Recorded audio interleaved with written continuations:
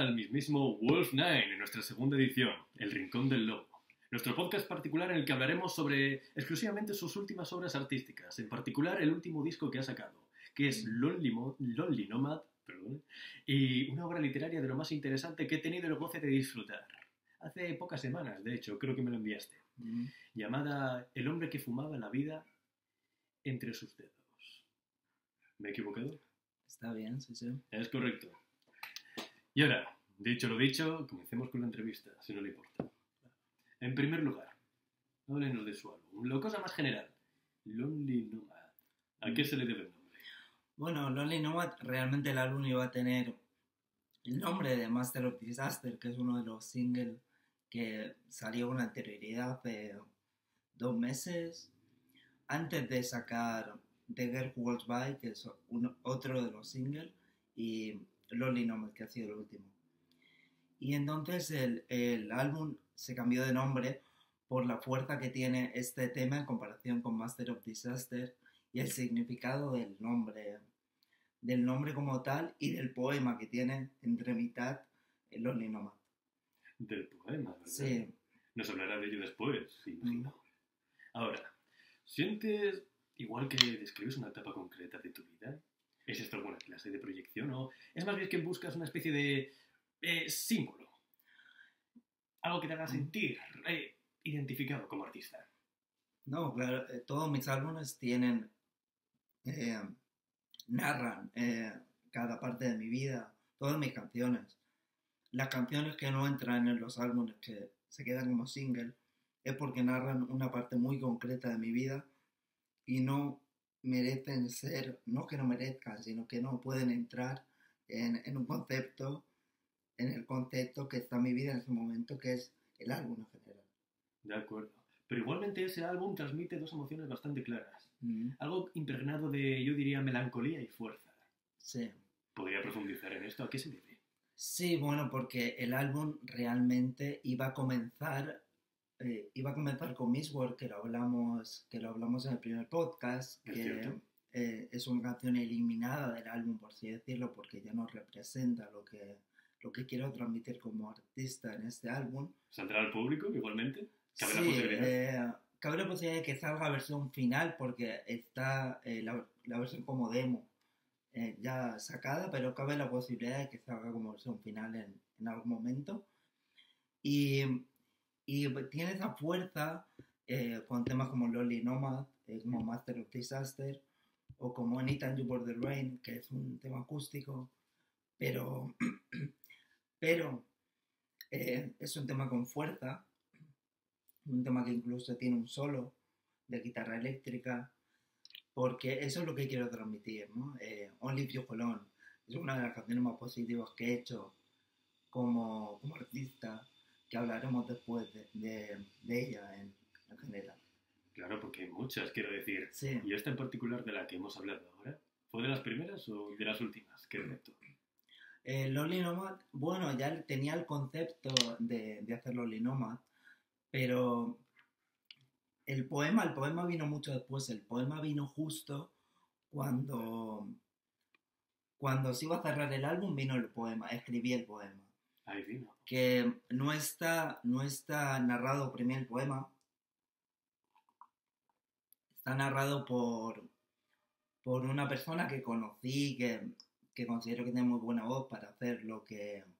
Considero que tiene la voz necesaria para hacer lo que tenía que hacer en esta canción. Denos una pista, habló de ella en el primer podcast. ¿De qué? De esa persona, quiero decir. No. Eso viene después. Y ahora, ¿y si seguimos por el principio del disco? Hablemos de Like Vincent. Sí. Ese, no sé, como arranque entre el rock y el trap. Sorprende bastante, la verdad. Sí. Pero, ¿de dónde nace la idea de combinar esos dos mundos? Son algo diferentes, aunque no sería la primera vez que escucho. Sí.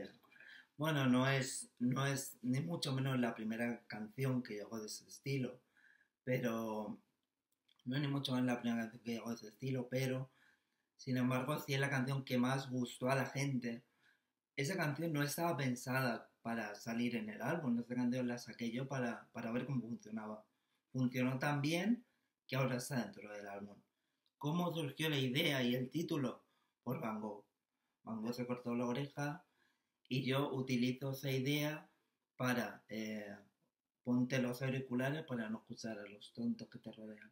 Ese es el concepto de esta canción. Es muy audaz invocar a Van Gogh, sobre todo de tu parte. Y realmente esa metáfora de cortarte la oreja para no escuchar a los tontos que te rodean. Casi como el dicho popular de a palabras necias, oídos sordos. ¿Crees que, no sé, es algo que te puede haber inspirado al inicio de tu carrera? ¿O que podría inspirar a nuevos artistas?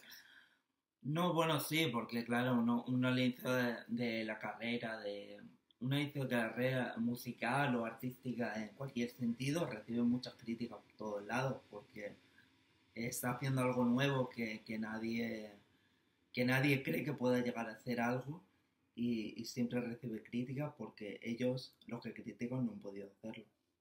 Es cierto, y muy cierto. Y de la misma manera, los que critican y los que componen, todos son oyentes al fin y al cabo. ¿Y Sí. qué quisieras que ellos sintieran al escuchar esto? Al escuchar el primer tema del disco es que digan lo que digan y te intenten hacer lo que te intenten hacer, escribir una crítica o decir que un tema es malo, tienes que continuar escribiendo y haciendo tu arte porque es una forma de liberarte a ti mismo y no lo haces para los demás. Al menos yo no hago canciones para los demás, sino para mí mismo. Sabias palabras, sin lugar a duda. Ahora llegaremos al punto en el que hablaríamos de Anytime You Burn the Rain, que cambia completamente de tono, se podría decir, como más desnuda, más acústica, muy emocional. Es decir, ¿qué te llevó a optar por esa opción que, si me lo permites, fue refrescantemente acústica? Sí, bueno, en un disco que iba a ser todo metal, porque ese disco estaba concepcionado como Master of Disaster, iba a ser completamente metal, pues primero llegó la canción de La Cara B, que es una canción muy muy acústica, pero Anytime You Burn the Rain llegó y iba a ir como single. La mayoría de este álbum iban a ir como single, pero Anytime You Burn the Rain llegó en un momento que quema la lluvia. Una parte de la canción dice quema la lluvia cuando sienta vergüenza, y ese es el sentido de esta canción que está ahí, porque como Like Vincent, Anytime You Burn the Rain tiene ese sentimiento de diga lo que digan, tú tienes que continuar haciendo lo que a ti te gusta. Y os imagino que era el sentimiento que usted estaba pensando y concibiendo a la hora de darle forma a la obra. Claro, claro. Y por eso la portada de la canción es un ángel sin cabeza. Porque es eso, desde el cielo uno tiene que pensar cómo seguir en la tierra. ¿Y eso crees que sería lo que diese forma a la vívida imagen de quemar la lluvia? Sí, yo creo que la lluvia lo que representa en general, representa la vergüenza. La vergüenza, por eso dice, cada vez que sienta vergüenza, quema la lluvia.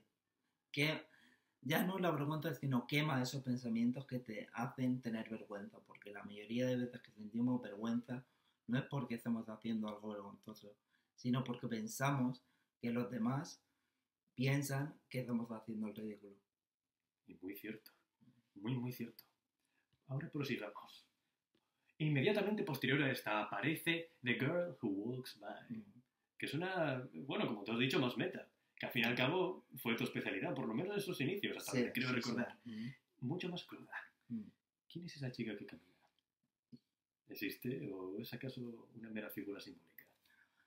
Pues no, es una figura simbólica. Me inspiré esta canción, me inspiré en hacer, para hacer esta canción me inspiré en Tour de Page de Metallica, que, bueno, y en la vida pasa de José José, que tratan el mismo tema. Tratan el tema de una prostituta tiene una mujer que es prostituta y entonces vive la vida y ve la vida pasar. Por eso, pero, por eso la chica que pasa. Pero la canción trata de del narrador que la ve pasar. La ve pasar y como el resto del mundo no hace nada. Y esa es la historia que hay detrás. Mm. Muy interesante, ¿verdad? Y ahora, pero ¿cómo fue crear esa energía? Esa energía, quieras que no, es muy intensa. Lo que me acabas de relatar es algo que, sin lugar a dudas, pues, a la hora de grabarlo, tuvo que ser, pues, muy, Sí. ¿cómo decirlo? Complejo de plasmar. Mm. Bueno, realmente la forma que tengo de grabar estas canciones es escuchar a Metallica, escuchar metal momentos antes de grabar, como para, por ejemplo, Anytime You Got the Rain, escucho canciones más tranquilas para tener esa energía. Al momento de grabar canciones más metal, escucho Metallica, escucho Was. Y ya te impregnas. Y ya me impregno. Claro, ya entras en la atmósfera y más Claro, sencillo, ¿no? sí. Igual debería de probarlo yo también. Mm. Aunque no hiciera música. Igual para algo de Yo, escritura, porque, por ejemplo, sí. ahora hablarás del relato del que hemos mencionado en la introducción. Sí. Ahora pasamos al lado B, donde, ¿cómo decirlo? La oscuridad y el peso del sonido crecen mucho más, se exponen en máximo apogeo. Sí. Master of Disaster, como has dicho antes. Mm. Es un título muy fuerte, muy fuerte. ¿Qué querías expresar con esa idea de el maestro del desastre? Bueno, el maestro del desastre nace, Master of Disaster nace de que uno en la vida comete muchos errores y a veces lo hace todo mal. Y realmente ese iba a ser el título del álbum, como he dicho antes. Pero bueno, con claramente el fracaso del single. No. Y fue un fracaso, no pasa nada. El single fue un fracaso y la canción, digamos, que era muy vacía que era muy vacía, que no estaba pulida, no estaba suficientemente pulida para en ese momento. Ahora la ha mejorado un poco y yo creo que va a quedar muy bien en el álbum. Pero en ese momento no era lo suficientemente buena. Debería haberle dado una vuelta más, como la que le he dado ahora para incluirla en el álbum, y no haberla sacado en ese momento. Bueno, de igual manera, es una forma de redimirte. Sí, y si la sí. canción es buena, créeme que el público sabrá apreciarlo. Mm. Pero, como tal, hablaría de ti. Esa canción, Master of Disaster, ¿es un sujeto? ¿O es un concepto acaso mucho más amplio? Master of Disaster habla de mí. De un momento en mi vida que sentía que nada me salía bien y escribí esa canción. Es decir, como una forma de liberar rabia. Claro. O quizá otra emoción, ironía. Más tarde aceptación. Intentar aceptar, pero liberar esa emoción, liberar de joder, todo me está saliendo mal, y escribí esa canción. De acuerdo. Luego llegamos a Blame Echoes. Una de las más introspectivas, se podría decir. ¿Qué significa eso de Ecos de la culpa? Bueno, Ecos, la canción más acústica que tengo, esa canción se basa en una demo que yo tengo en vinilo porque la tengo en un vinilo personalizado de Was. ¿En serio? Sí, yo tengo un vinilo porque la tengo en un vinilo personalizado, pero es un vídeo de YouTube muy antiguo y es simplemente el cantante de Was tocando la guitarra con el guitarrista. ¿Y qué significa Blame Echoes? Pues cúlpame, trata de una relación donde uno piensa que el otro tiene la culpa y el otro ya cansado le dice, vale, cúlpame. ¿No quieres culparme? Pues cúlpame. Así que esa es la intencionalidad detrás de todo, Sí. de las emociones. Mm. Sería una especie de desengaño amoroso casi. Prácticamente, sí. De acuerdo. Y considerando la distorsión, ¿por qué decidiste mantener la acústica? Considerando la distorsión del álbum, ¿por qué decidí mantenerlo acústico? Porque para no cargar el álbum de demasiado distorsión, porque considero que Wolf 9 no es solo metal o eh, no es solo guitarras eléctricas solos, que los solos son espectaculares. No porque sea mi música o la haga mi guitarrista, los solos son espectaculares, pero considero que no es todo lo que quiero expresar con mi música. Considero que hay bandas de metal muy buenas, pero que escuchas una canción y escuchas todas. Y ya no solo de metal, sino de rock o de cualquier tipo de música. Escuchas una canción y escuchas todas. Y yo no quiero que, aunque el álbum tenga un concepto y aunque el álbum tenga una idea en sí para seguir, no quiero que escuches una canción y escuches todas. Por eso metí esos fragmentos acústicos y de trap incluso. Increíble. Sí que es cierto que muchas veces muchos grupos cantantes pecan de siempre lo mismo. Ceñirse a un único estilo. Un único estilo que, independientemente de si una canción puede ser mejor que otra, eso desde luego siempre va a ser así, incluso algunas que se convertirán incluso en iconos más representativos de ese grupo banda, el explorar muchos más estilos me parece algo sanísimo con lo que empezar. Ahora entrando con la siguiente canción, Only If You Hold On, que tiene una energía más combativa. Sí. ¿Qué quieres decir con esa frase? Solo si aguantas. ¿Es sobre resistencia? Sí, es la canción más positiva que he escrito nunca. De hecho, yo creo que me la debería aplicar en mi vida en este momento. Porque no estoy pasando ahora por mi mejor época y me debería aplicar la letra de esta canción en mí mismo. Y eso es lo que quería para la gente, ¿no? Que se aplicara. Y yo creo que es una canción que yo la cagué en su momento cuando la saqué, porque es una canción muy buena, es una canción espectacular. ¿Y por qué la cagaste? Y la cagué porque la saqué con una portada hecha con IA. Hostia. Y eso a la gente no le gustó. Eso a la gente no le gustó porque ha habido más casos de grupos mucho más grandes que han hecho lo mismo y han perdido un montón de oyentes. Yo eso no he tenido suerte de que a mí no me pasa, que simplemente la canción haya pasado desapercibida como single. Espero que con el álbum se revitalice. Muy bien. Por eso la pongo, porque la considero una canción muy buena. Porque si siguiera la misma lógica de si no es bueno como single, si no triunfa, no hubiera sacado otras canciones que, por ejemplo, están en Azar, en mi primer álbum, porque no fueron bien como single y sí que están en el álbum. Por ejemplo, Perfect Darkness parte 1, que es una de mis canciones más famosas, y no fue bien como single. Como single no, sí tuvo números, pero no petó como petó a la hora de estar en el álbum. Y a la hora de estar en el álbum alcanzó un nivel que espero que alcance Only If You Hold On. Pues esperemos que sea así. Pero igualmente, ¿esta idea de dónde surge? ¿Te surgió desde los instrumentos? ¿La guitarra, la batería? ¿Fue la voz quizá?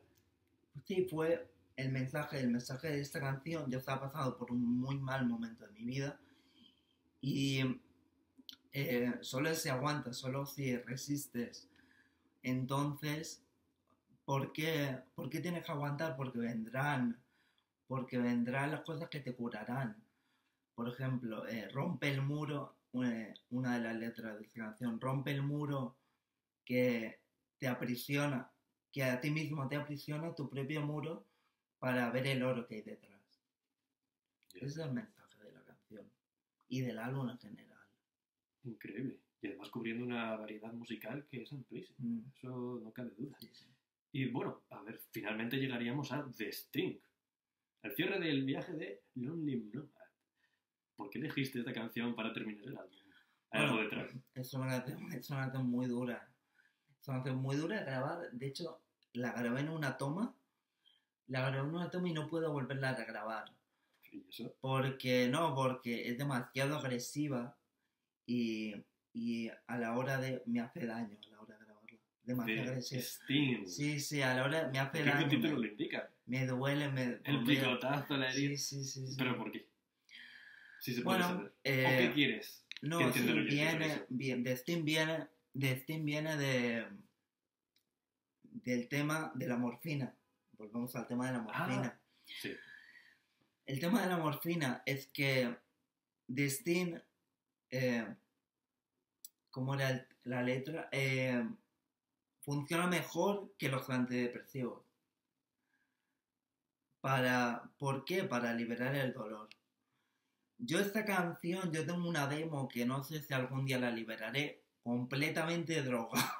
¡Vámonos! Yo tengo una demo drogadísimo. Que Pero, fue la primera vez que el primer verso está, no lo, y cuando lo regrabé y tal, lo regrabé con fuerte y tal, pero el primer verso estoy drogadísimo. algo como los artistas de a pecho. Sí, Más fácilmente como crean. Hombre, que no se recomienda, queridos oyentes, pero bajo los efectos de los estupefacientes a veces han salido unas obras magníficas. Si no, preguntar a Stephen Hawking, que le da rabia no recordar las obras maestras que había escrito. Bueno, no nos desviemos. Vale, final de Lonely Nomad. Estamos situados. ¿Es el cierre de la historia?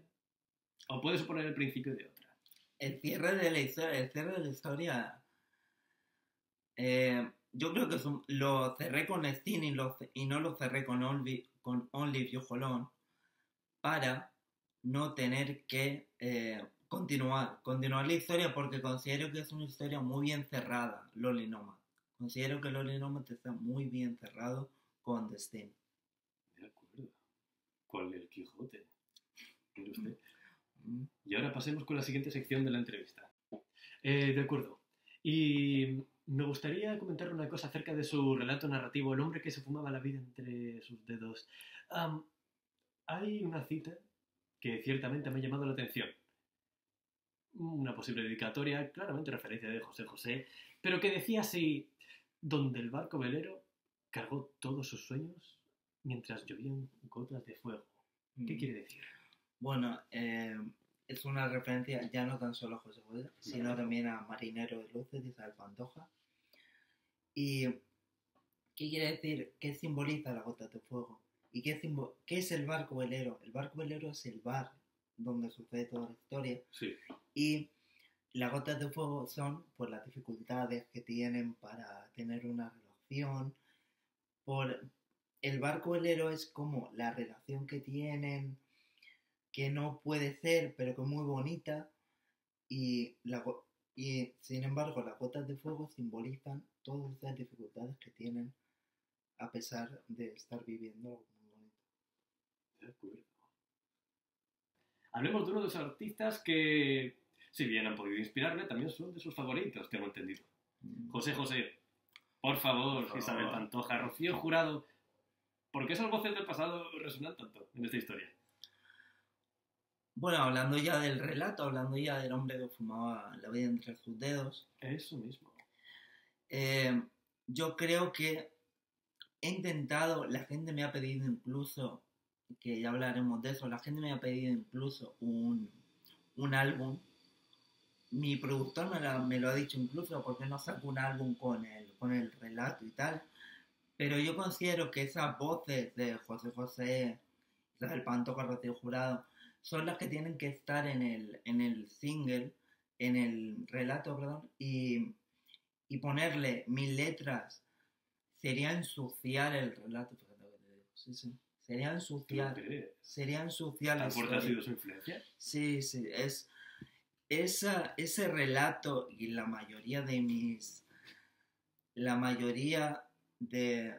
los relatos que han venido después, que estoy desarrollando, no existirían sin esas letras y sin esas voces. Pues es muy interesante. El libro que yo mismo lo he leído, quieras que no, la primera vez que lo leí fue sin música.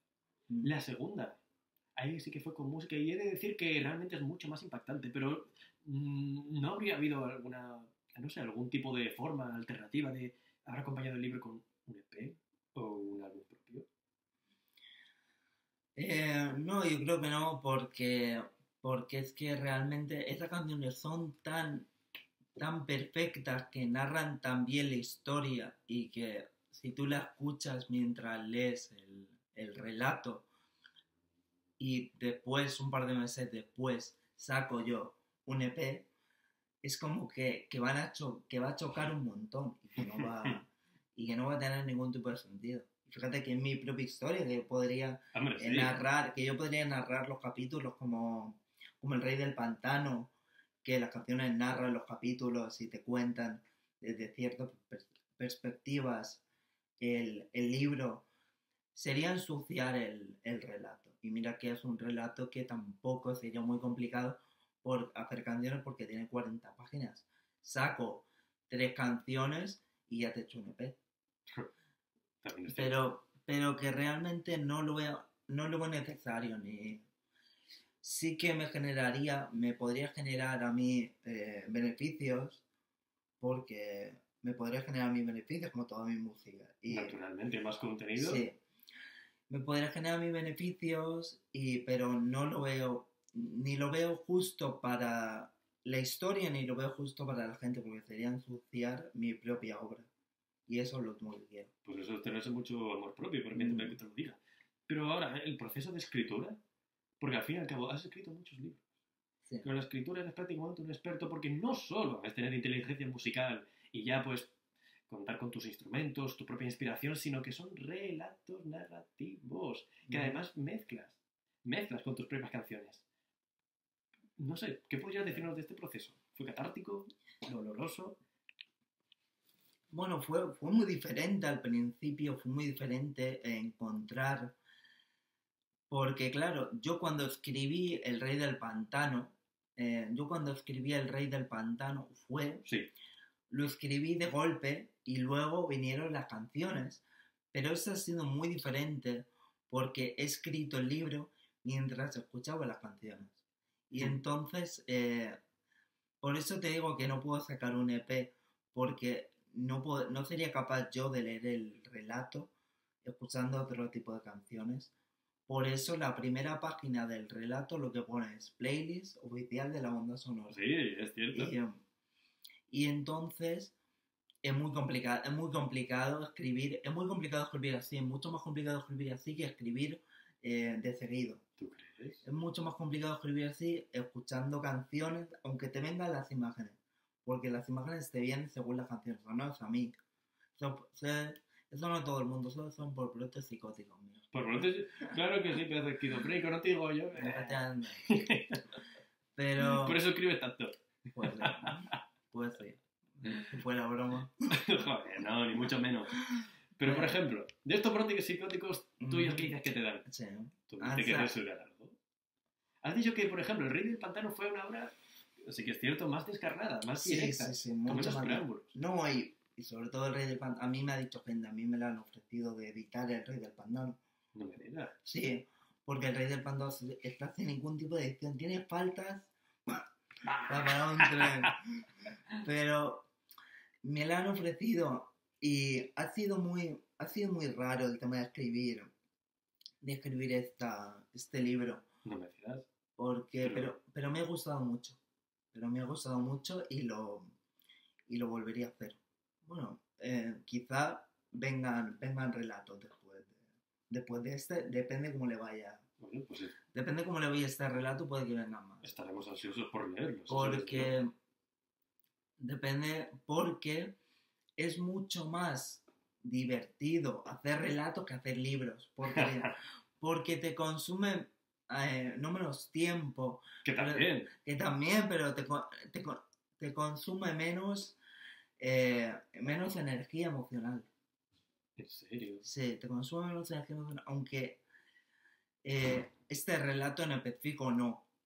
Pero digo lo siguiente supongo que te consumirá menos. Pero a mí ha sido muy catártico escribir este libro. Increíble. Un libro que desde luego tiene un toque muy poético, pero ¿cómo consigues mezclar estas cosas? Porque yo, por ejemplo, alguna cosilla he intentado escribir, pero no estamos aquí para hablar de mí. Quiero decir, ¿cómo mezclas esto poético? Este concepto emocional intangible y lo sumas a una historia. Y lo haces algo que es, pues, de una calidad narrativa que es muy, muy buena. Sí. Bueno, pues, a ver, yo lo primero que me inspiro realmente en sucesos que me pasan en la vida y los transformo en historias. Realmente yo es prácticamente como que hablo a través de los libros. Ya veo, contando una historia propia. Uh-huh. Pero entonces, a ver, ¿cuánto tiempo te llevó en total construir el universo? No el libro, el universo de nuestros protagonistas Towns y Merlot. Pues a ver, yo Tardé en escribir el libro. En tener la historia me llevó poco, me llevó 1 o 2 días. En escribir el libro tardé 2 semanas, cosas así. 2 semanas tardé. Bueno, está muy bien. Está muy bien. Y 2 semanas que, bueno, para mí fue un instante. Así de claro te lo digo. Pero muy bueno y muy buen pasado. Sí. Yo cerré el libro con, vamos, una montaña rusa de emociones. ¿Qué es lo que te gustaría que sintiera el lector general al cerrar el libro? Al terminar la historia. El mensaje final de la historia es que uno tiene que aprender y mira que yo odio mira que yo odio esto, pero uno tiene que aprender a soltar, uno tiene que aprender a dejar ir. A dejar ir. Y mira que yo soy el que le enseñó a rogar a José José. pero uno tiene que aprender a que eso que le está pasando no va para adelante y tiene que dejar ir. Es muy, muy bien dicho. Pero entonces, ¿crees que el amor... Y ponle, igual estoy siendo demasiado exagerado. La locura son conceptos inseparables. Sí. Hay quien lo dice. Sí, Dice que es un sentimiento irracional. Yo creo que sí, porque es un sentimiento que no se puede controlar. Porque hay muchas circunstancias que uno diría, no, claramente esto no voy para adelante ni para atrás, pero uno está enamorado. Eso es irracional. Pero como cualquier otro sentimiento podría serlo. ¿O no? No. Porque igual este es mucho más letal. Mucho, claro. No, este no tiene razones. Y hablando de esas razones, ponle que Merlot. Sí. Personaje de tu libro. Por cierto, léanselo, si no, no tendrán contexto. ¿Escuchara hoy este podcast? ¿Qué crees que pensaría?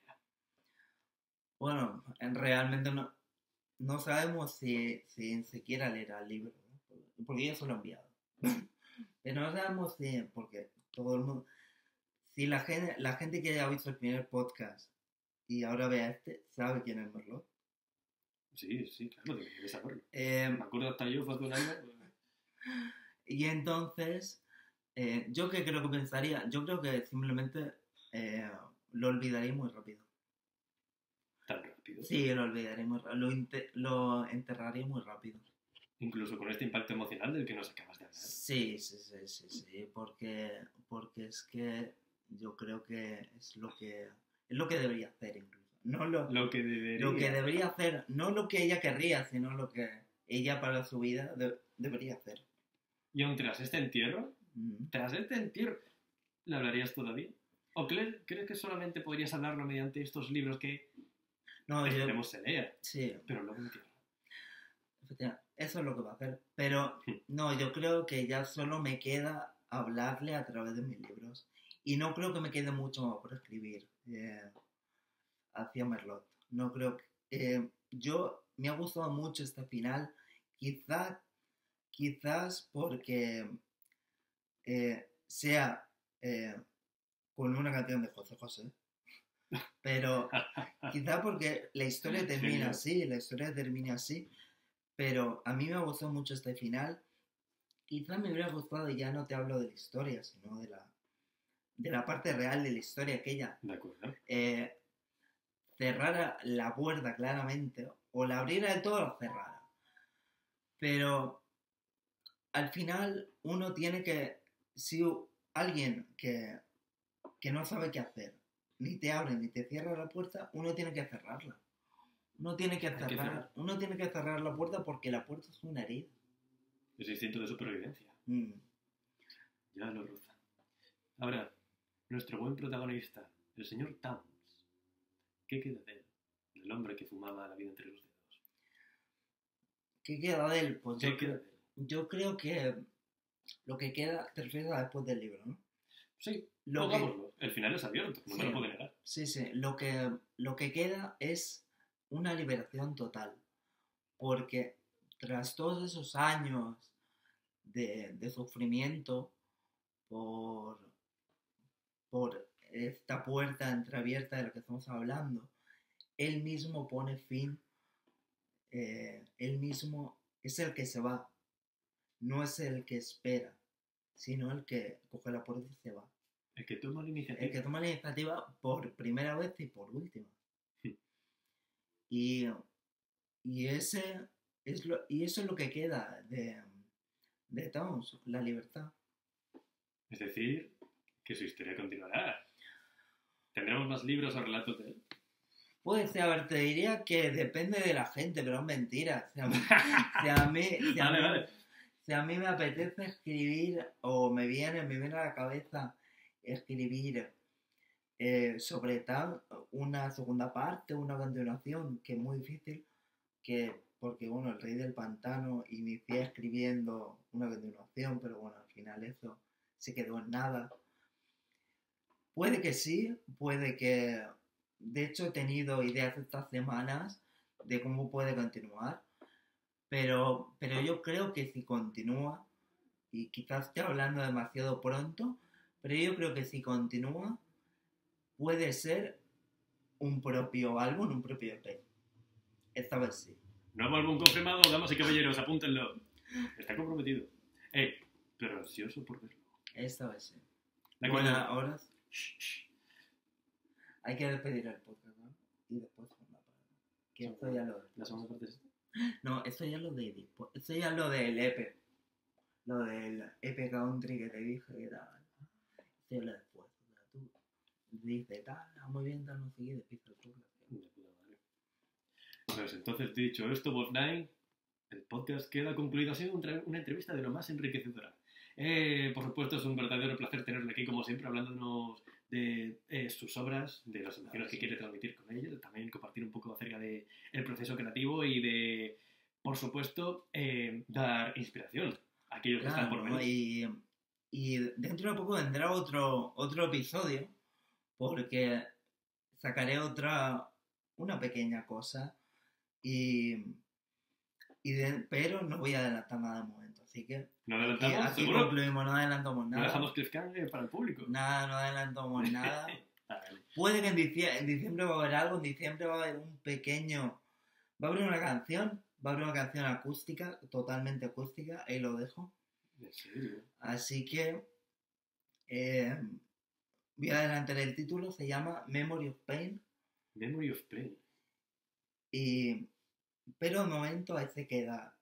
De acuerdo. Ahí concluye. Aquí no venía a decir nada que usted no quiere. Concluye. No le forzaré. Así que, caballero, como siempre, un placer.